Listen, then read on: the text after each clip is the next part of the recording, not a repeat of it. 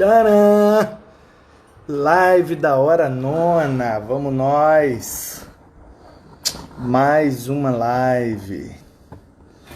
Nesta noite estará comigo convidado especial, Pastor Jonas.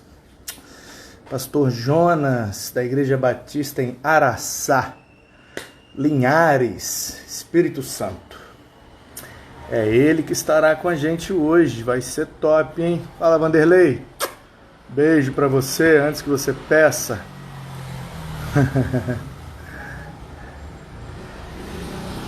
E aí, Vanderlei, quando é que nós vamos fazer a nossa live? Você tá fugindo de mim, hein? Fazer com você, rapaz, pra fechar o time dos top. Já fiz com Valtair Miranda. Agora tem que ter Vanderlei, né? Pra fechar o time dos top da teologia. E aí, Pastor Jonas? Tá chegando. Será que vai conectar? Tá girando, girando, girando, girando.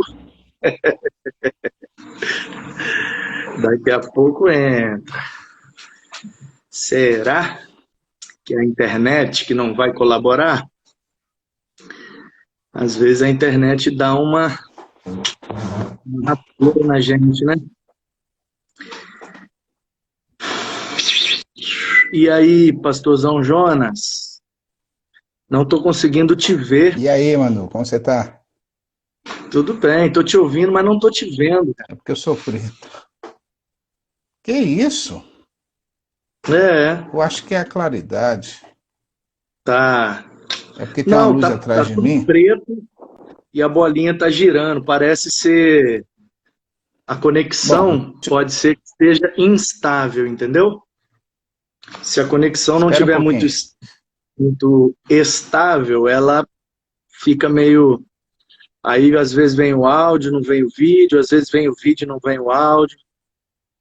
Pode ser o lugar que você tá, se você estiver longe do roteador, do modem, pode dar essa instabilidade aí na conexão.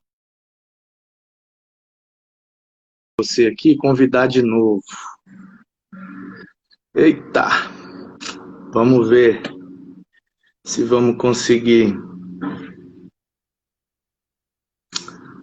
É, rapaz, deu ruim lá, hein?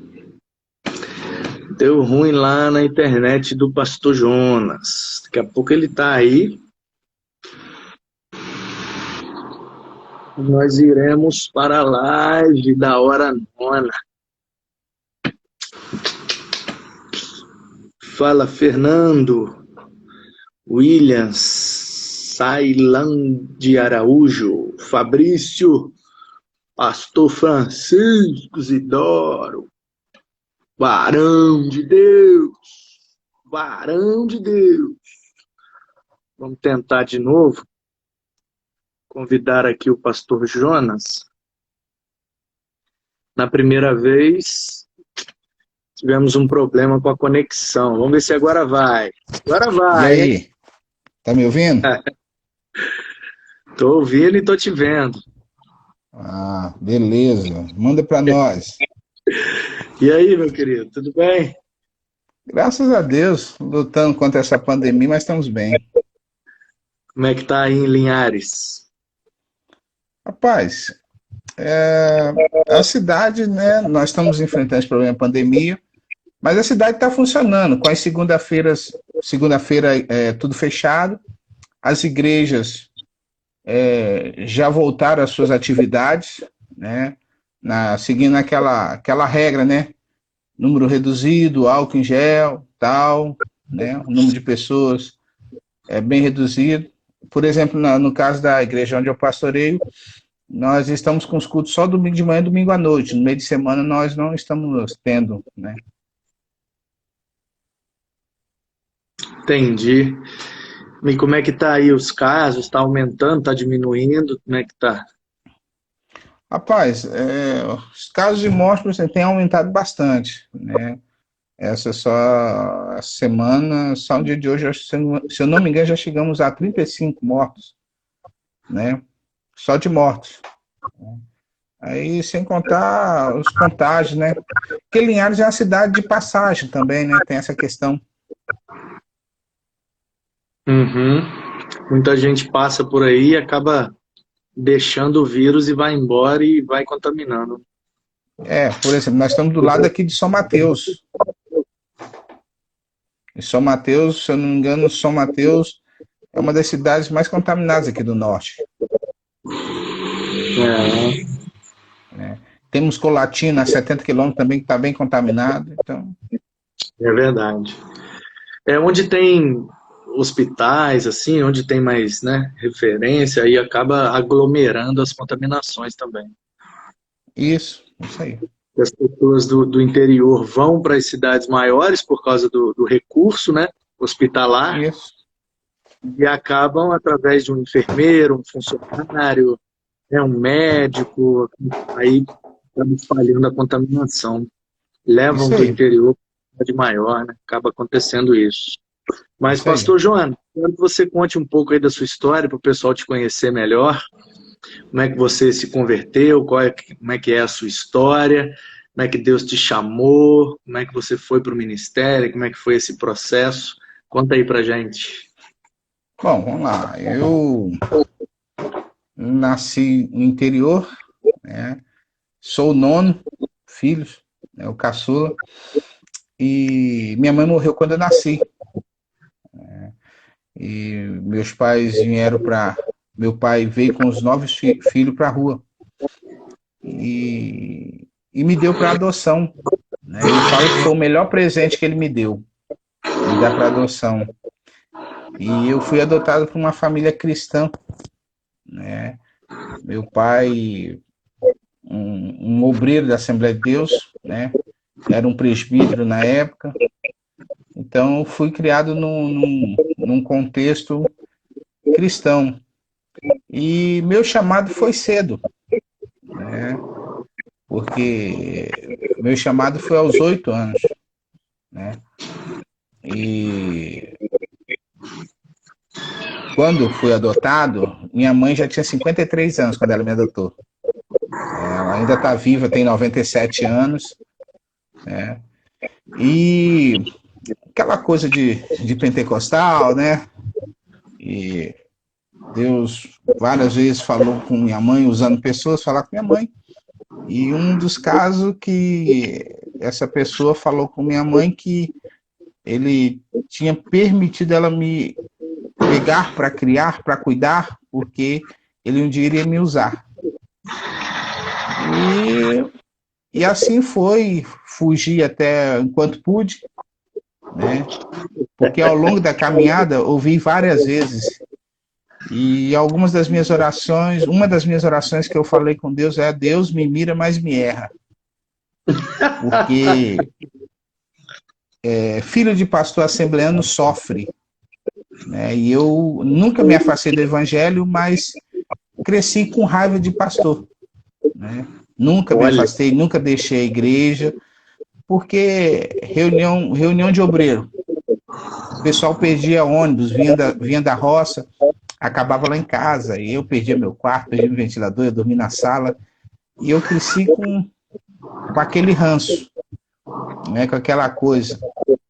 Mas eu sempre falo que Deus, ele permite nós fazermos as nossas escolhas, mas a escolha dele para nós continua.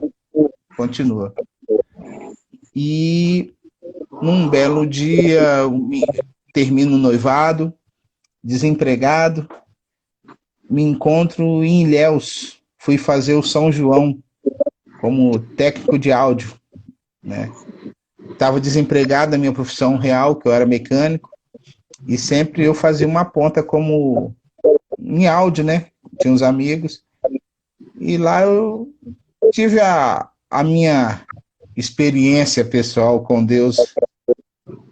Estava com meus 23 anos, foi quando eu voltei para Linhares, né? Saí da igreja onde eu estava, porque os meus amigos já tinham saído todos, e fui para a igreja batista. E nessa igreja batista, naquele assim, desespero de querer acertar, conversei com o meu pastor, finado, pastor José Maria Marques, pastor fundador da Igreja Batista Evangélica em Linhares. Ele falou assim: acalma, relaxa, que o ano que vem o seminário vai começar em Linhares, né? E no ano seguinte começou a primeira turma do CETEBS Norte, né? E lá fui eu. Eu entrei, na verdade, eu acho 2 semanas depois que teve uma segunda prova, mas nem eu acreditava nesse negócio, né? Porque eu sempre fiz de tudo para não agradar ninguém, né? Mas Deus tem os seus desígnios e quando ele faz as paradas dele, não tem para onde correr. Eu sempre falo que ele dá corda, deixa a gente correr, correr, correr. Lá na curva ele nos pega, nos dá um susto. Aí aquela pancada na cabeça que você, buf, e quando você vê, você já está na situação, você só levanta, sacode a poeira e caminha dentro da vontade dele. Então, fui para o seminário, né? Estudei os 4 anos, graças a Deus. E quando eu concluí o seminário, ainda achei que não iria ser pastor. E eu, nesse período, eu estava sendo seminarista na igreja onde eu sou pastor hoje, né? Pastor Paulo VI foi meu professor de filosofia, e ele me convidou no último ano do seminário para ser seminarista dele. Trabalhei com jovens durante 1 ano e meio.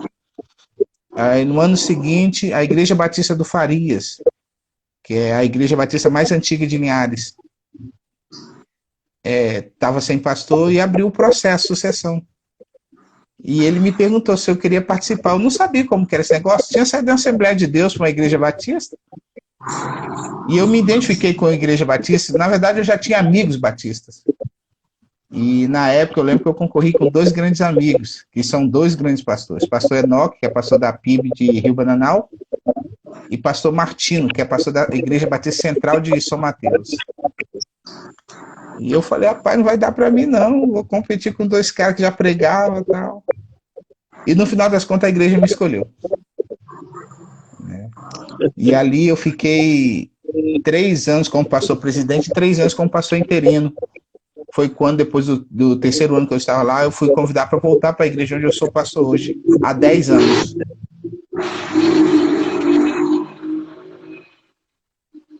Araçá.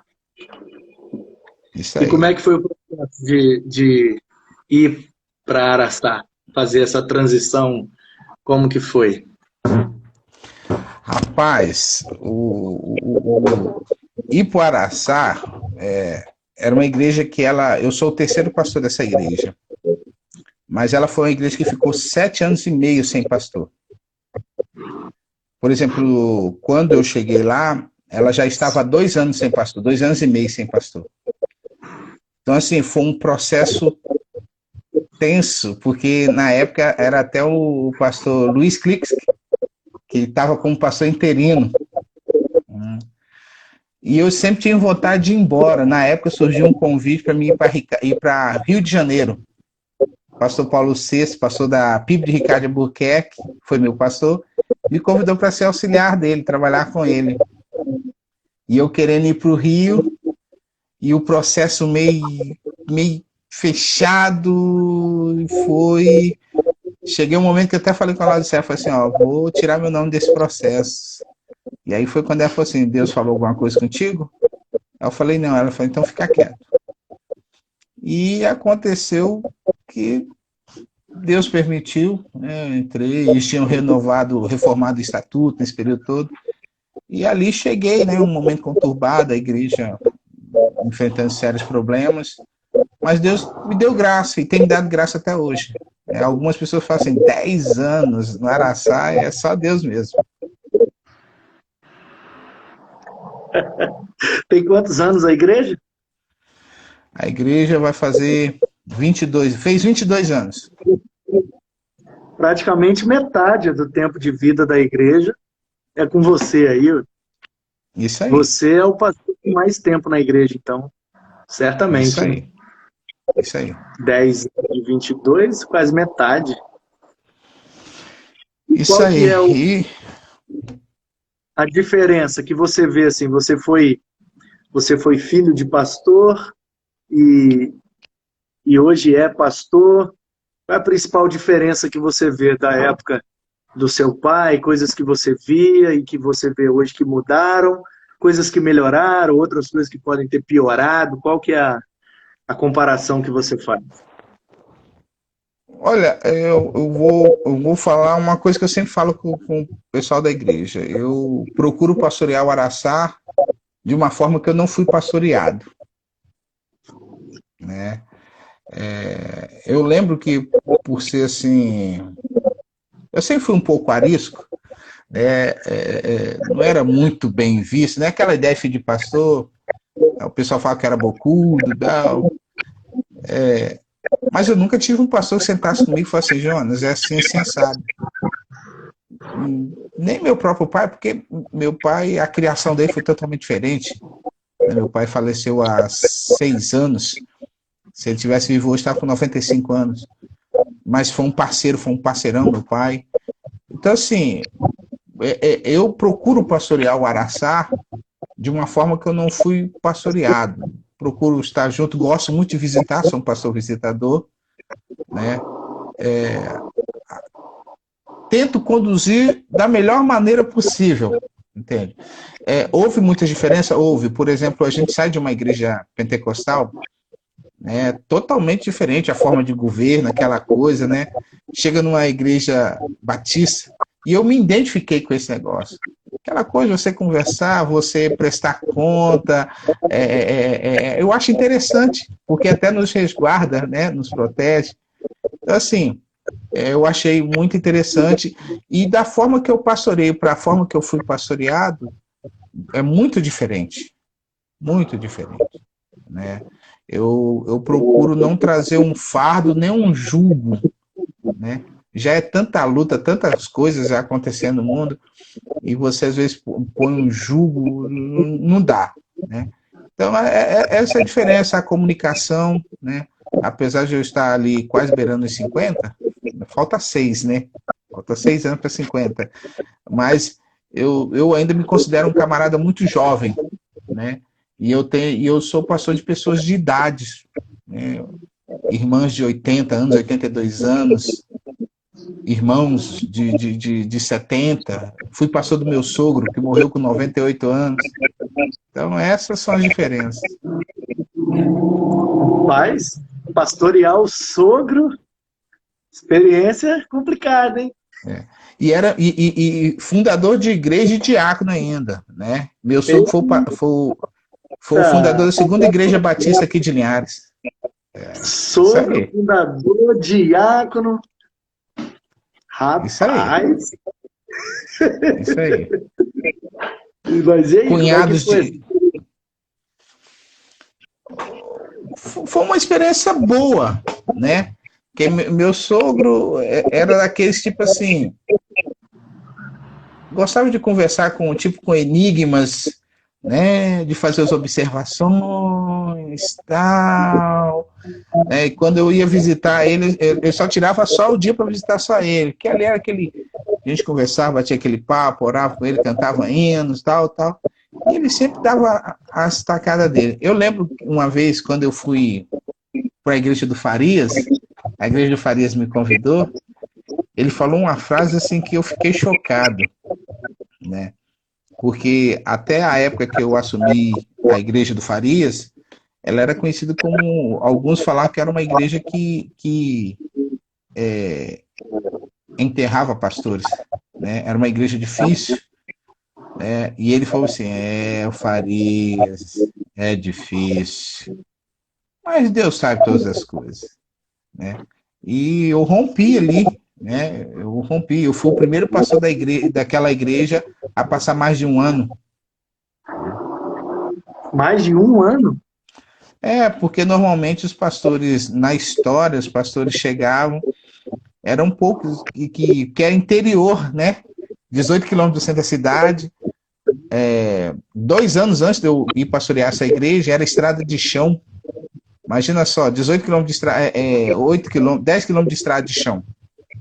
Então era difícil, era uma igreja assim, que patrimônio pequeno, né? E quando eu assumi essa igreja já era asfaltado, né? Mas uma igreja assim, teve alguns pastores difíceis que passaram, né? Problemas.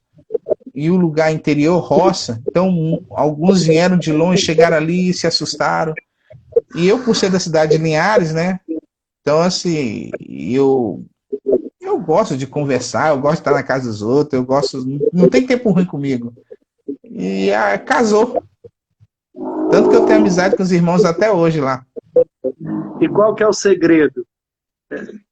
Caso alguém esteja assistindo a gente agora, seja pastor, dependente da experiência, mas recebeu o convite para pastorear uma igreja que tem uma fama, que tem um histórico complicado. Qual que é o segredo, Jonas? Qual seria o seu conselho?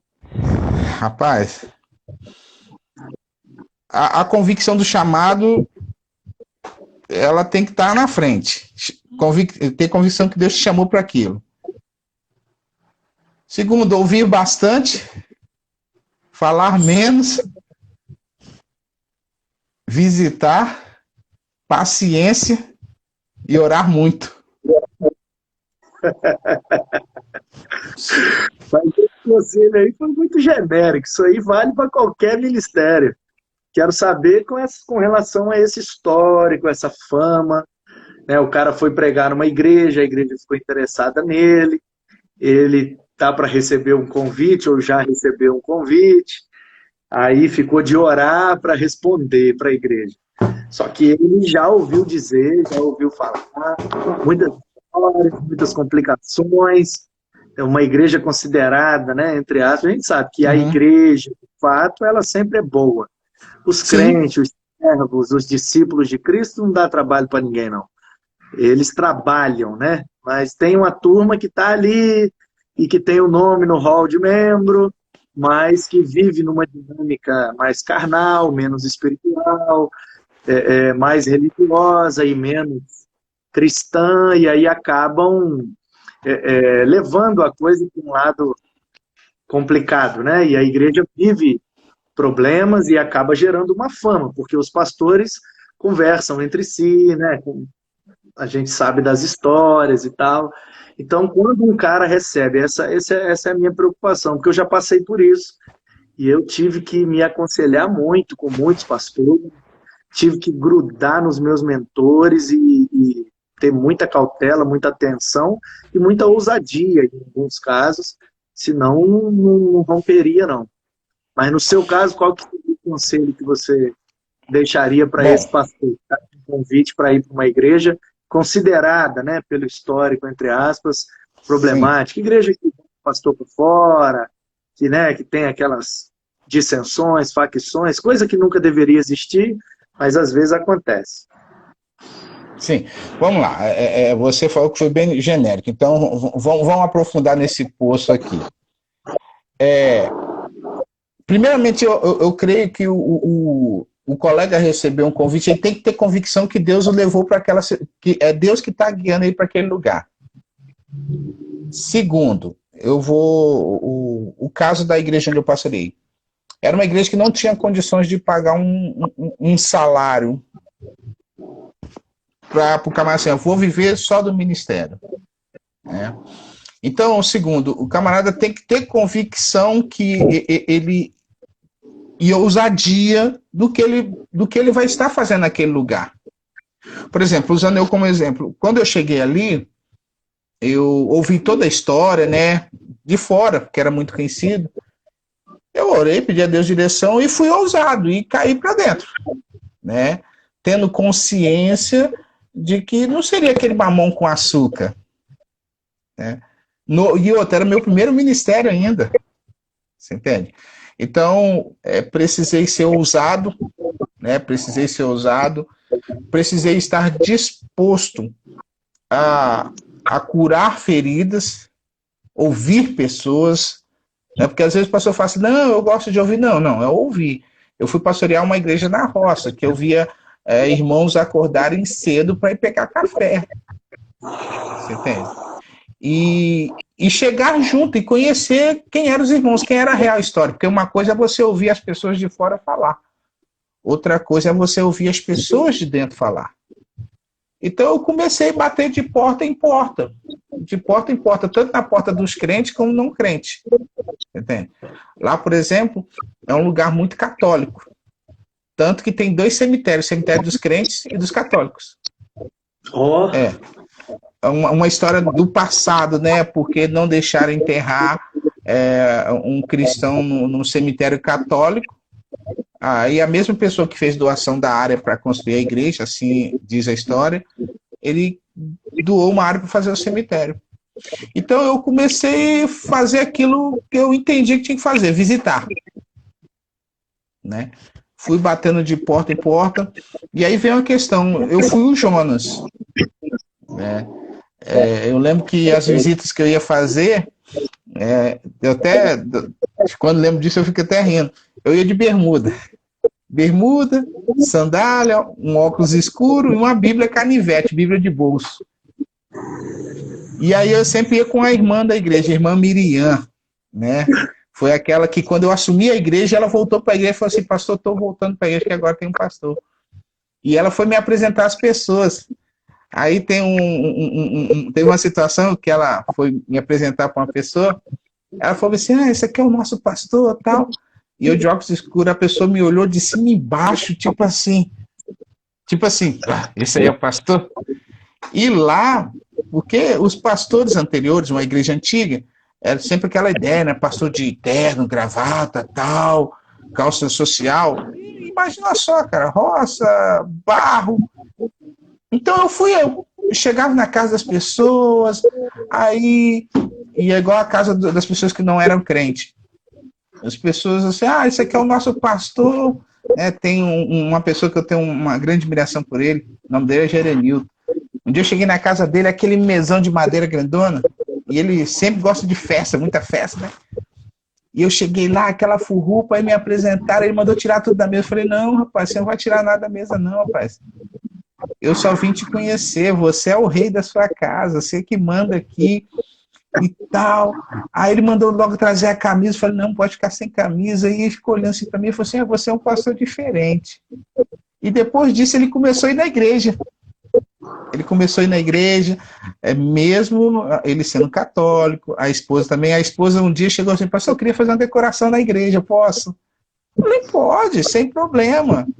E aí começou ali, fui pegando amizade com as pessoas, né?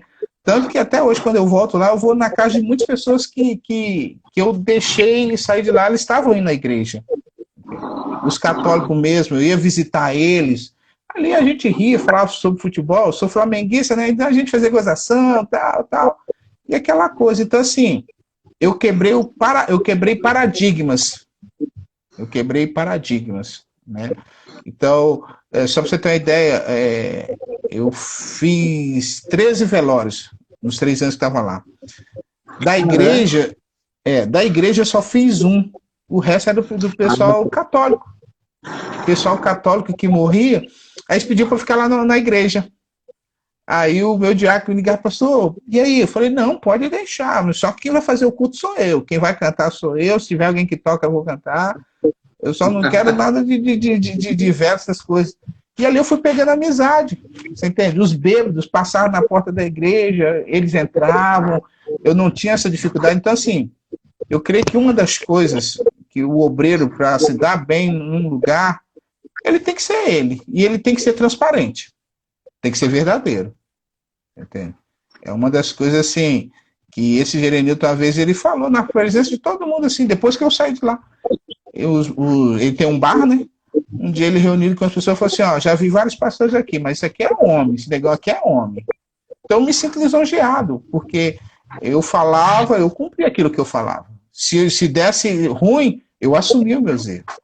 Então eu creio que o camarada tem que dar o cara a tapa, ele tem que ser ele tem que ser verdadeiro, ele tem que fazer a leitura da situação. Então, eu dormia na casa dos irmãos, porque a casa pastoral era um puleiro de galinha. Eles construíram uma casa pastoral com um pastor, Ele usou por 8 meses só, foi embora, ninguém mais usou. Então a casa estava imunda, então ficava na casa dos irmãos. Então, assim, os irmãos ficavam assim, pastor, você come o quê e tal? Eu falei, ih, para, e ali, foi aprendendo ali, já comia carne de rã, não tem tempo ruim. Roça, essas coisas.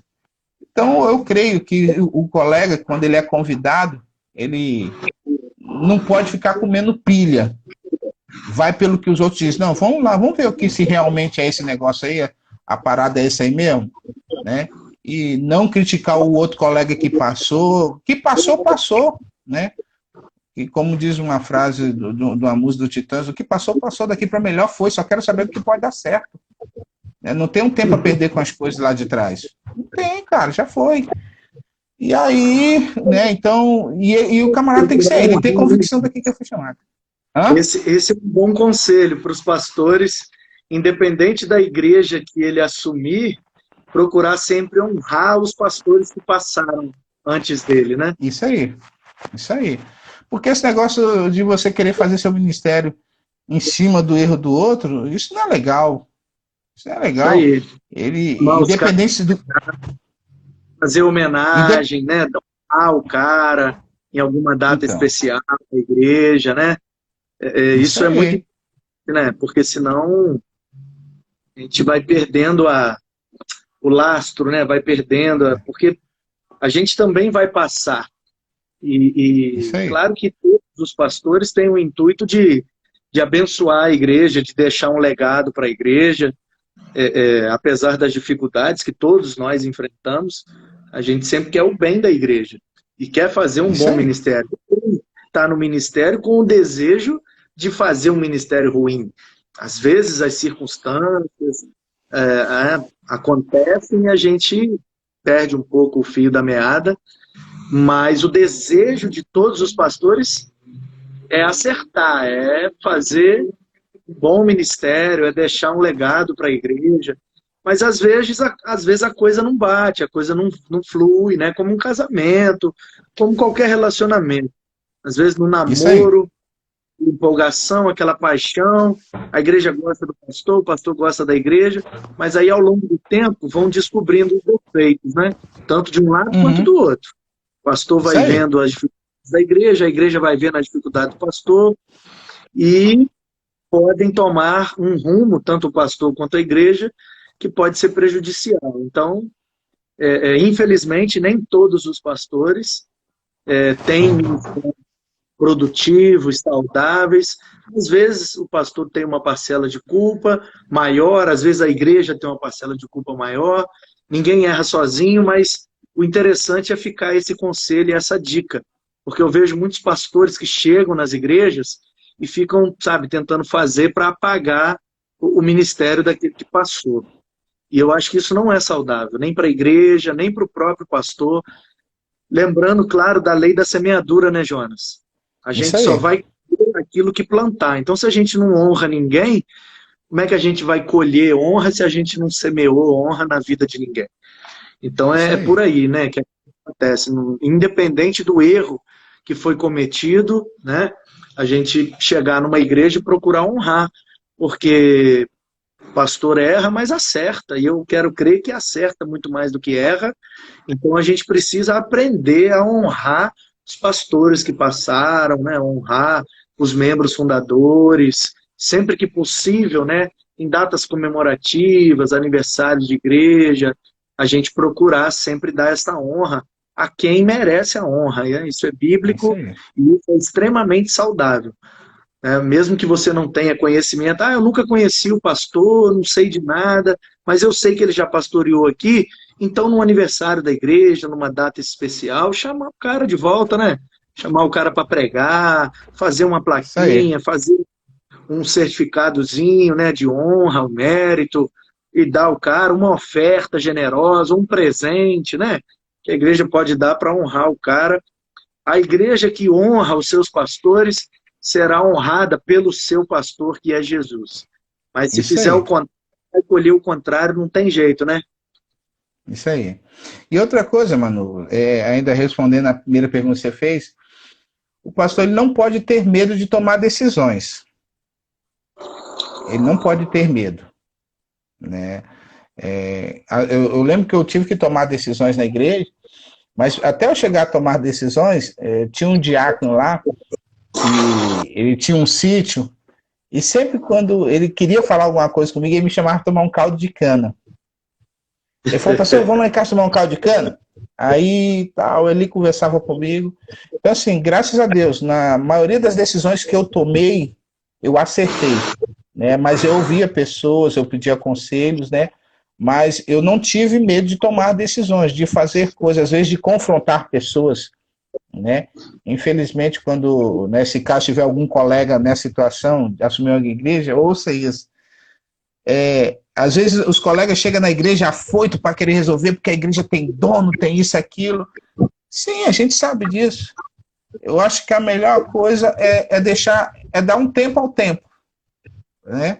A gente vai orar, vai pedir a Deus uma direção, sabedoria, discernimento, né? E às vezes nem é preciso você tomar nenhuma decisão, porque às vezes a própria pessoa ela entra por caminhos que ela mesma acaba se perdendo. Né? Isso aí. Mas não pode ter medo, porque a igreja, eu falo que a igreja é igual uma criança, ela fica testando você todo dia. Ela fica olhando para você, igual aquela criança que sobe numa árvore, você fala, ó, não sobe não, aí ela corre ao redor da árvore, aí encosta na árvore, começa a ver, desce, não sobe não. Não sobe. Ela vai te testando até saber até onde você suporta, né? E infelizmente na igreja tem pessoas assim, que elas querem saber até onde você suporta, e se elas verem que você viu e deixou passar e fez de conta que não é nada, você pode pagar um preço lá na frente, porque era a oportunidade de você tomar a decisão e você não fez o que tinha que fazer. Então, graças a Deus, assim, gostei dessa... eu tenho sido muito bem sucedido pela graça de Deus. Né? Ah, tá, e eu vi a esposa, né? Uma esposa parceira. Excelente, verdade. Né? Eu lembro que quando a igreja me convidou, a primeira pergunta que eu fiz para Laodiceia foi assim, e aí, tu vai comigo? Ela falou, eu vou, né? E como vocês sabem, a Laodiceia é formada no Seminário do Sul, né, no IBER, né? Então, assim, ela foi minha parceira, ela é minha parceira até hoje. Alguns momentos de crise, ela estava ali comigo, orando comigo, chorando comigo, me dando conselho, me chamando a atenção, que às vezes a gente vacila muito, né? E no primeiro ministério, tal. Então, assim, até a saída foi, assim, uma parcela de direção dela, foi assim, é de Deus, já orou, e aí, não, tá dentro, então vamos nesse negócio aí. Então, tem sido até hoje, assim, pastoreando Araçá. Sobre a esposa, eu acho, Jonas, minha opinião, não sei se você vai concordar. Eu já falei com outros pastores, até aqui nas lives passadas, e em conversa, eu gosto muito de conversar com pastores, inclusive deixar essa dica aí, ó, não importa qual é a sua área, qual é o seu ramo, qual é a sua profissão, qual a sua área de atuação na sociedade, no mundo, no planeta, não importa. Você tem que estar aberto e estar disposto a ouvir, se relacionar e conversar com aqueles que são bem-sucedidos na sua área. Então, você é da área da engenharia, procura saber quem é o engenheiro da sua área, na sua região, que está há 30 anos como engenheiro dessa área, 40 anos, 20 anos, sabe? Que desenvolveu um projeto muito complicado e foi bem-sucedido. Gruda nele. Entendeu? Faz com ele a pergunta. Eu gosto de fazer sempre uma pergunta. Como é que eu faço para ser seu amigo?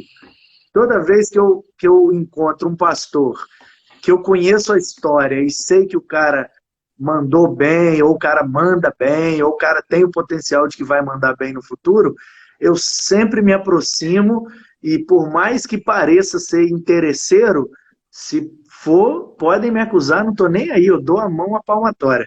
Nesse sentido, eu sou interesseiro, sim. Eu gosto de andar, de conversar e de ouvir as pessoas que foram bem-sucedidas naquela área de atuação que eu estou pesquisando, trabalhando ou fazendo alguma coisa.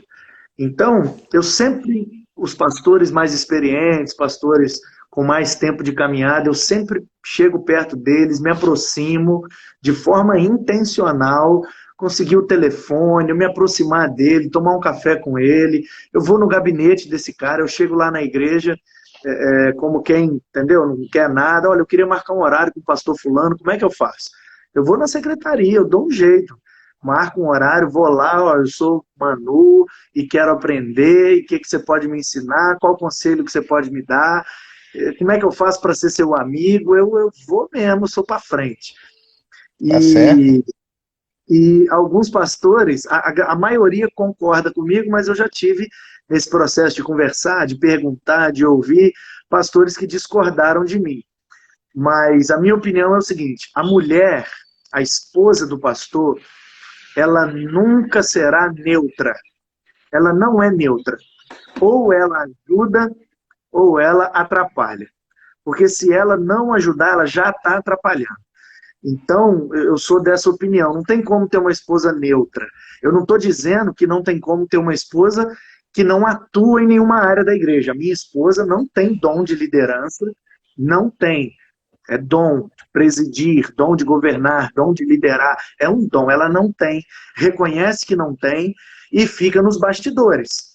Agora, ela ajuda em várias áreas. Ela não lidera área nenhuma.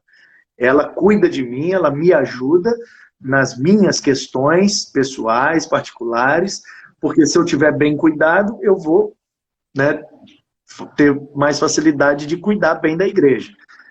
Estou dizendo que é obrigado a ser líder de um ministério, que a esposa tem que atuar, sabe, ativamente na igreja. Não, mas ela precisa ter um comportamento, uma postura, uma conduta e uma parceria com o pastor que demonstre para a igreja que ela está ali para somar, que ela está ali para ajudar.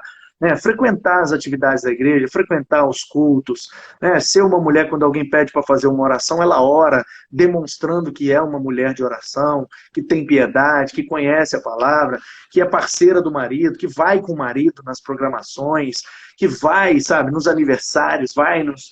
seja lá o que for, sempre ali ao lado para ajudar.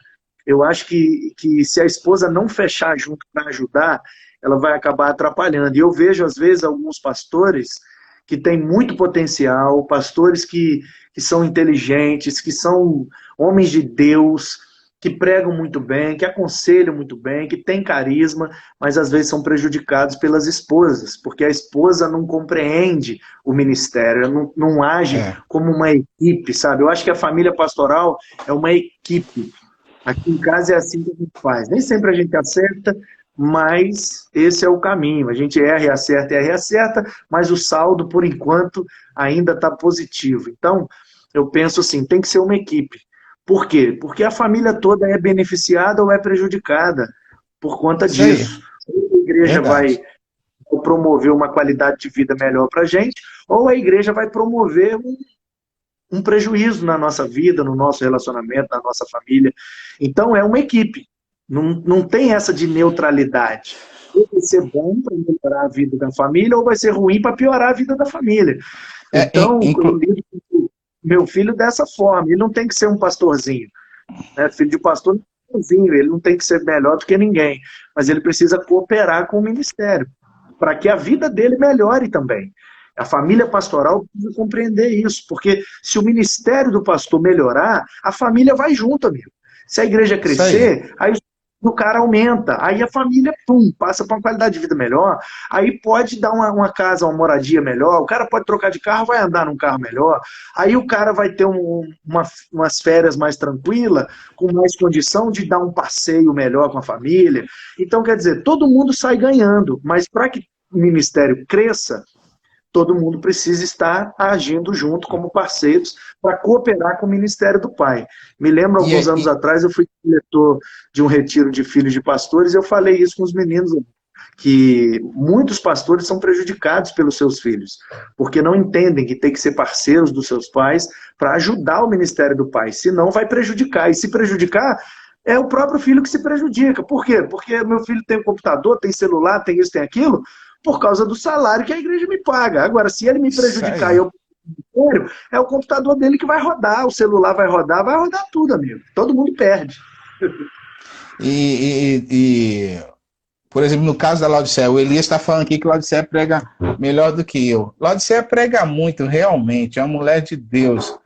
A Lau, ela é uma líder nato, né? A Lau tem sido assim, o meu braço, a minha perna, tem sido a minha parceira, né? Às vezes, em alguns concílios que eu já fui, eu às vezes chamo a esposa do seminarista, do candidato, e eu pergunto a ela, levo ali para frente e pergunto se ela tem consciência do que é ser esposa de pastor, né? Eu até brinco com elas que a primeira coisa que a esposa de pastor perde é o nome, passa a ser a esposa do pastor. Se é a Ana, é a esposa do pastor, não é a Ana, né? Em algumas igrejas, né? Então, hoje eu agradeço a Deus, mas a Laodiceia, pela paciência que ela tem comigo e pela parceria que ela tem, porque prega muito, é uma mulher de oração, né?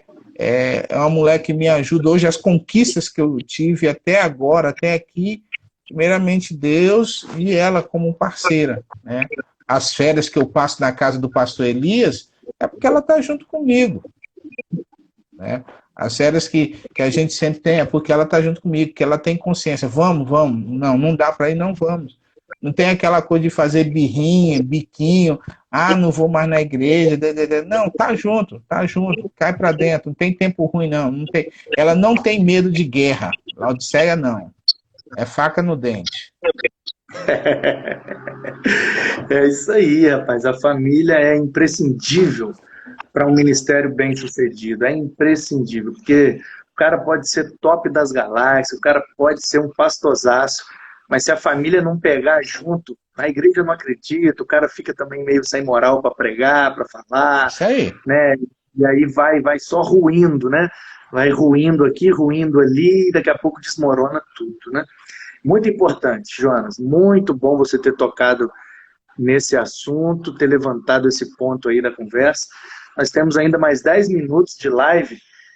Queria aproveitar, então, e te dar a liberdade para você falar o que está aí no seu coração, alguma coisa que você julga relevante, pertinente para falar, que você não quer que acabe a live sem você ter falado. Fica à vontade, deixa Deus te usar e pode botar o seu coração para fora aí.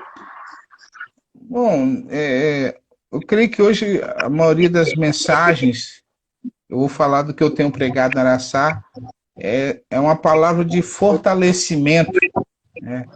Não sei se tem algum colega que, além do Elias, outro colega que está ouvindo, mas que nós possamos permanecer firmes, independente das guerras que esteja vivenciando ou venha vivenciar, né? Se manter de cabeça erguida, né? Fé em Deus, né? E tocar o bonde, porque uma coisa é você levar a pancada e ficar ali esmorecido, cabeça baixa, outra coisa é você levar a pancada e levantar, sacudir a poeira e continuar caminhando. Então, nos dias em que nós vivemos como cristão, independente de ser pastor ou não, mas como cristão, nós precisamos ter resistência, resiliência. Precisamos ser resilientes a cada dia, porque Cristo está voltando, né? Ele não quer encontrar um povo esmorecido, de cabeça baixa, chorando por qualquer coisa. A gente pode até chorar, pode até falar com Deus, reclamar com Deus, mas a gente não pode ficar prostrado, né? Essa é a mensagem que eu tenho passado para a minha igreja nesses dias. Olha, isso vai passar, nós vamos romper, nós vamos caminhar e vamos cantar o hino da vitória lá no final, né? A dor, nesse momento, ela é momentânea, ela é passageira, mas a glória, ela é eterna. E é isso que a gente tem que carregar. Essa que é a consciência. Olhando para o céu, olhando para a cruz, e da onde vem a nossa vitória. Essa é a minha palavra. Amém! Aleluia! Como disse Paulo, Romanos 5, né, e em outros textos, a glória que está para ser revelada, né, é muito maior do que o sofrimento deste tempo, né? O sofrimento do tempo presente não se compara com a glória que há de ser revelada em nós. Assim, nenhum sofrimento pode nos fazer desanimar de seguir caminhando rumo céu, a eternidade, onde Deus já nos prometeu e Jesus já nos garantiu que não haverá choro nem lágrima, nada, nada, nada de ruim, e estaremos com Ele por toda a eternidade, e nada pode tirar da nossa cabeça que vale a pena crer, vale a pena ser fiel, ser leal, vale a pena ser discípulo de Cristo, vale a pena, porque tudo passa a ter um novo sentido, um novo significado, e a gente tira forças de onde não tem. Tudo podemos naquele que nos fortalece. Louvado seja Deus. Isso aí. Meu querido, muito obrigado, tá? Muito obrigado pela sua presença, pela sua companhia, pela sua experiência que você compartilhou com a gente. Obrigado pela sua amizade, né? Nós nos conhecemos há tantos anos. No primeiro retiro que eu fui, eu conheci você. Foi numa situação um pouco inusitada, né? Você entrou no alojamento, o seu nome estava na lista lá da porta, mas quando você entrou não tinha cama nenhuma para você, né? Porque os amigos meus que foram de Guarapari comigo pegaram as camas tudo e você ficou sem cama. E aí você abriu a porta, olhou assim e falou, uai, meu nome está aqui na porta, mas não tem cama liberada para mim? Alguém entrou aqui sem ter o nome na porta. Ei, você aí! Aí você falou para um pastor lá, que eu não vou falar qual é o nome dele. Como é que é o seu nome? Ele falou, meu nome é Manu. E era o único alojamento com ar-condicionado, você lembra? Eu lembro. Atrás da capela. Aí o pastor que foi de Guarapari comigo, foi meu primeiro retiro, 2013. Aí ele sabia muito que o meu doido. mais cedo, que Guarapari, mais pertinho. Aí ele botou a mala dele lá e falou, vou ficar aqui mesmo, Manuzão. Aqui tem ar-condicionado. Aí a galera de Guarapari ficou tudo lá. Mas só três estavam com o nome lá na lista. Aí você chegou, viu... Uai, não tem nenhuma cama vazia? Você aí, como é que é seu nome? Aí o cara falou, meu nome é Manu. Aí você falou, isso lá é nome de gente?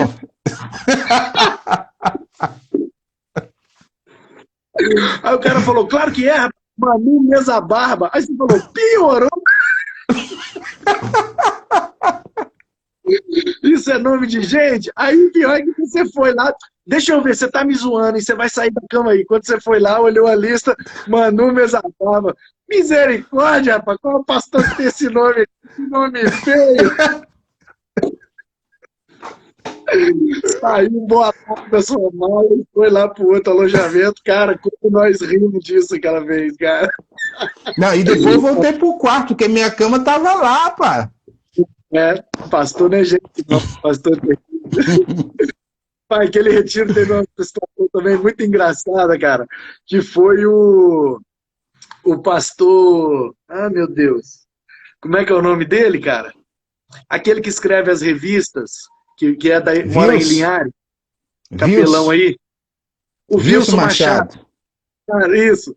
O Wilson, ele é baixinho, né, cara? E tem um cabelinho branquinho assim, né? Meio falhadinho aqui em cima, um grandinho branquinho. Aí a gente tava lá, rapaz, contando piada e zoando, um monte de pastor, e eu estou sempre na turma da bagunça. Aí o Wilson tava no outro alojamento, que era do lado, né? E a barulheira das piadas, brincadeiras, tava atrapalhando ele a dormir. Aí ele veio, rapaz, de noite, veio assim com a camiseta vermelhinha, com aquele cabelinho branco, baixinho, andando devagarzinho, falando baixinho. Aí quando ele abriu a porta, assim, cara, alguém botou a lanterna nele, aí alguém lá do fundo falou, chegou o mestre dos magos. Igualzinho o mestre dos magos, para daquele desenho, cabelo do dragão. Isso mesmo. Aí, bateu assim na porta, vem. Aí todo mundo se cobriu, ficou todo mundo quietinho, eu fiquei olhando a coberta. Aí ele virou e falou, eu vim aqui para fazer uma pergunta para os senhores. Isso é um retiro de pastores ou de embaixadores do rei? Aí o Celso Negão lá do canto gritou, uma vez embaixador! Sou embaixador do rei! Todo mundo gritou. Eles não tem jeito, não. Muito bom. Desse jeito. Foi meu primeiro retiro e eu já estava soltinho, rapaz, igual arroz cepé. E foi muito bom aquele retiro. E foi a paixão mesmo, cara. Eu falei, cara, eu estou no lugar certo. É isso mesmo, é isso que eu vou fazer pro resto da minha vida. Pastorear e uma vez por ano estar com esses caras aqui, porque vai ser muito legal. Nunca perdi nenhum retiro. E no último retiro do ano passado, tive essa surpresa, né? De vocês me elegerem como presidente, com 6 anos de ministério, e me dar aí esse privilégio, essa honra de aprender muito nesse tempo, presidindo os pastores, está sendo uma benção. Jonas, muito Isso é obrigado, bom. tá? Falou, Você é Manu. top. Deus abençoe você. Obrigado por tudo, é sempre uma benção estar com você, conversar com você. Você é fera e mora nos nossos corações. Deus abençoe a todos que nos acompanharam até aqui, que o amor do Pai, a graça do Filho e a consolação do Espírito estejam sempre sobre nós. Para a glória de Deus, em nome de Jesus. Amém. Amém. Valeu, João. Boa noite. Obrigado. Falou, Manu. Você Boa noite. Deus. Falou, tchau.